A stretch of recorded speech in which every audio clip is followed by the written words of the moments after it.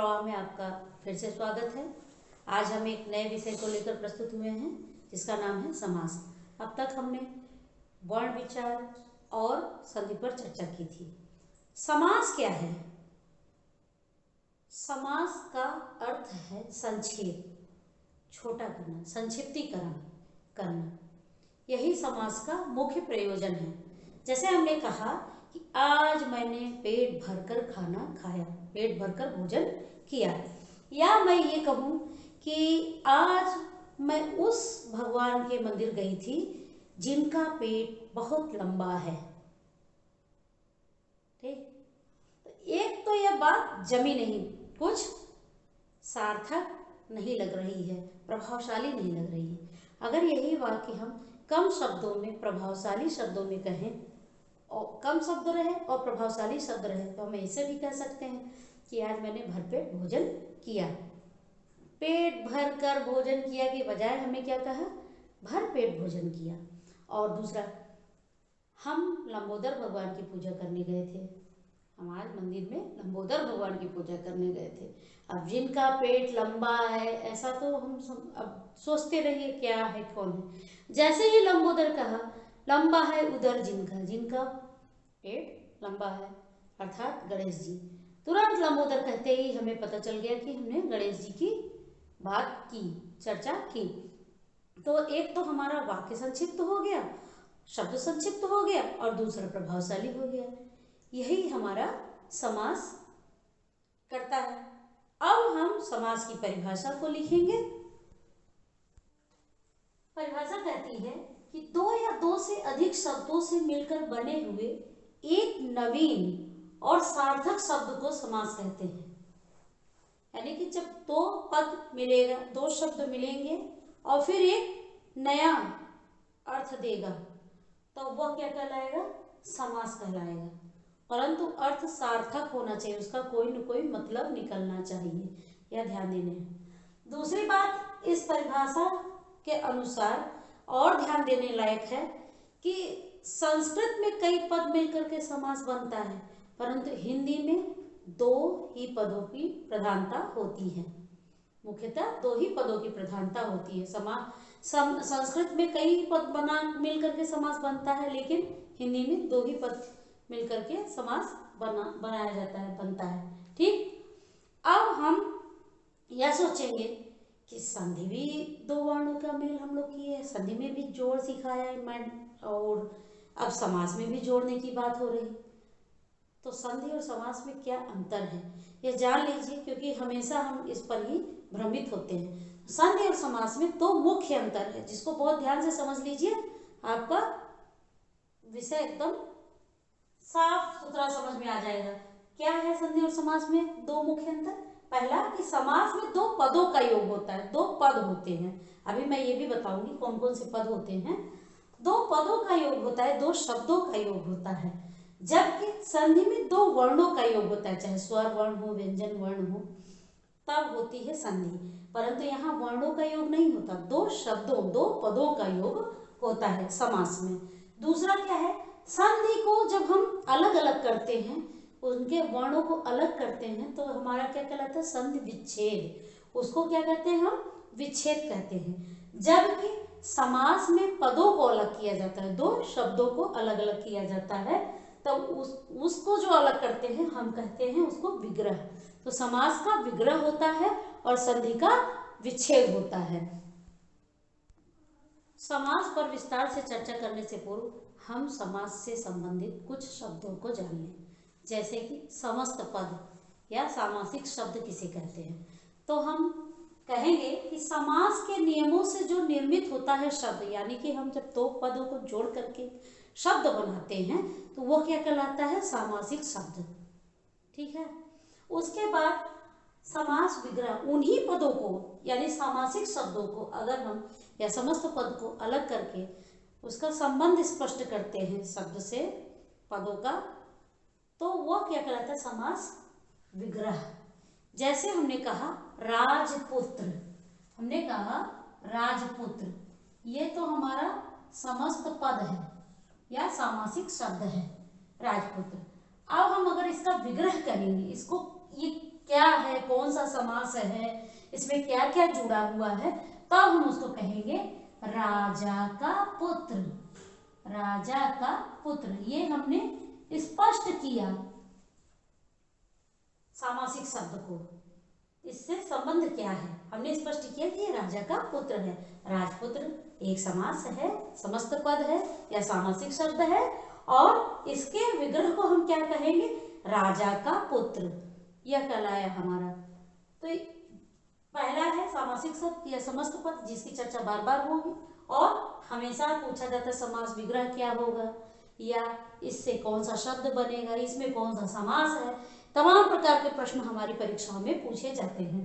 तो यह हमारा स्पष्ट होता चले, जिससे हम समास आसानी से पढ़ सकें। दूसरी चीज होती है, समास में दो पद होते हैं, हमेशा दो पद होते हैं, पूर्व पद और उत्तर पद।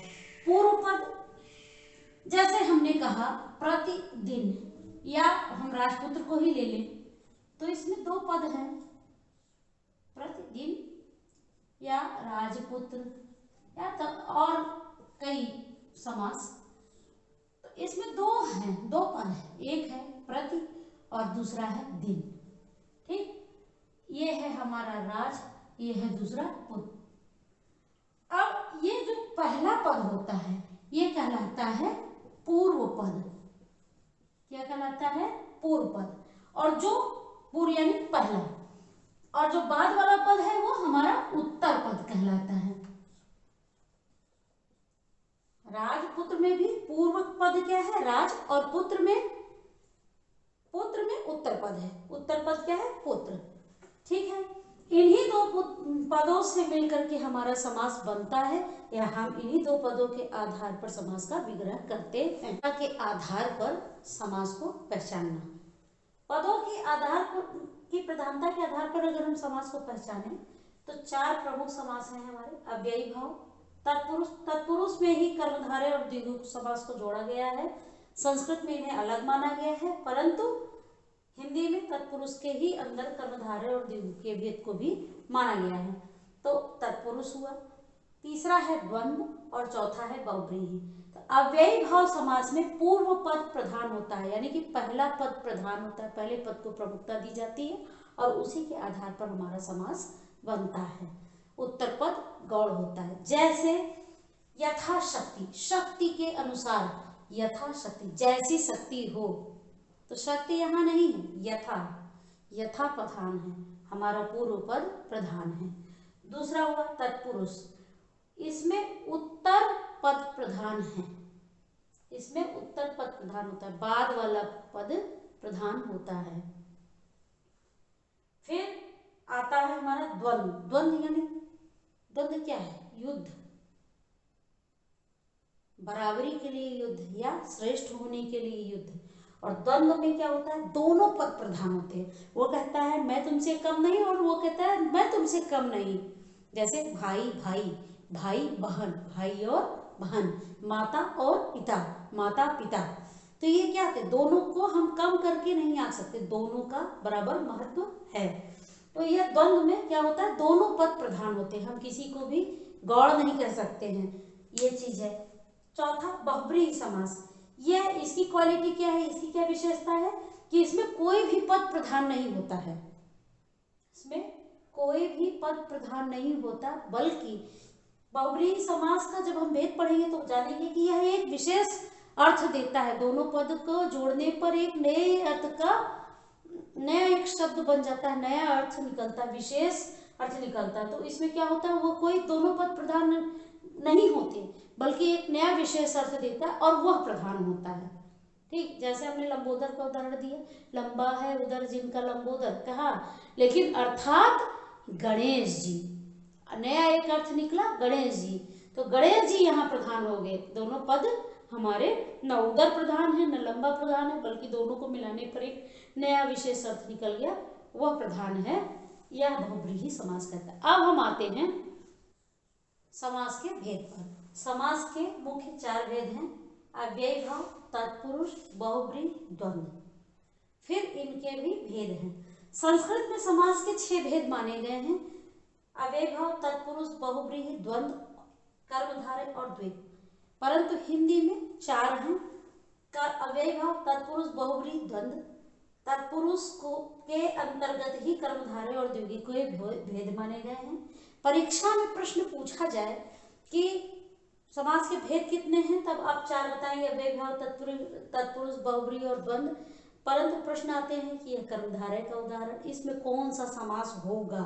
कोई शब्द दे देते हैं और उसमें पूछते हैं इसमें कौन सा समास होगा, और जब उसमें विकल्प से पूछा गया कर्मधारय होगा, द्विगु होगा, बहुब्रीहि होगा, अव्ययी भाव, तब आप भ्रमित न होकर के उस पर लगा सकते हैं हाँ ये कर्मधारय है, द्विगु है, द्वंद्व है, लगा सकते हैं। परंतु जब पूछा जाए कि कितने समास होते हैं, तब आप 4 बताएंगे। 4 भेद है समास के, अव्ययी भाव, तत्पुरुष, बहुब्रीहि और द्वंद्व। संस्कृत में पूछा जाए तो आप आराम से 6 बताइए, पर हिंदी में 4 ही होते हैं।